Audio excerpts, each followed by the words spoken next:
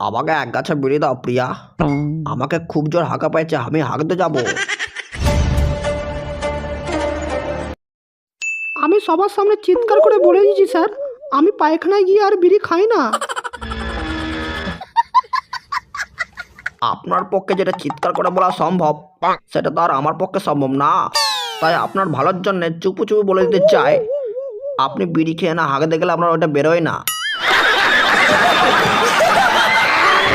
আপনি তাহলে আমাকে লুকিয়ে লুকিয়ে হাঁকতে দেখেছেন? হ্যাঁ দেখেছি, তবে লুকিয়ে লুকিয়ে না। কাল সকালবেলা তুমি এক বান্ডিল বিড়ি দিয়ে মাঠে হাঁকতে গেছিলে তখন। কিন্তু আপনি যে বলেছিলেন এই কথা কাউকে বলবেন না। কে আমার ভাইকে বিড়ি খাইছে? কে বিড়ি খাইছে? এই সালা বিমল খর, তোর ভাইকে আমি বিড়ি খাইয়েছি।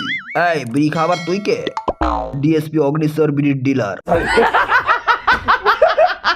ওকে বিড়ি খাওয়ার আগে জিজ্ঞাসা করুনি ও বিড়ি খায় কিনা? সময় পায়নি, বিড়ি খাওয়াতে ব্যস্ত ছিলাম। ওর কিছুতেই হাগু বেরোচ্ছিল না, সেই জন্যেই ওকে পায়খানায় বসিয়ে এক বান্ডিল বিড়ি দিয়ে পায়খানা করানো হয়েছে। কি বললি শুয়া? আমাকে এক গাছে বিড়ি দাও প্রিয়া। আমাকে খুব জোর হাঁকা পাইছে, আমি হাঁকতে যাব। তুমি কি কালা শুনতে পাওনি? সকালবেলা পায়খানা না করলে আমার খুব পেট ব্যথা করে, তুমি বোঝো না? প্লিজ প্রিয়া প্লিজ, আমাকে এক গাছে অন্তত তোমার বাবার কাছ থেকে বিড়ি এনে দাও, না হলে কিন্তু আমি এবার প্যান্টে হেঁকে ফেলবো। कैसा लगा मेरा मजाक?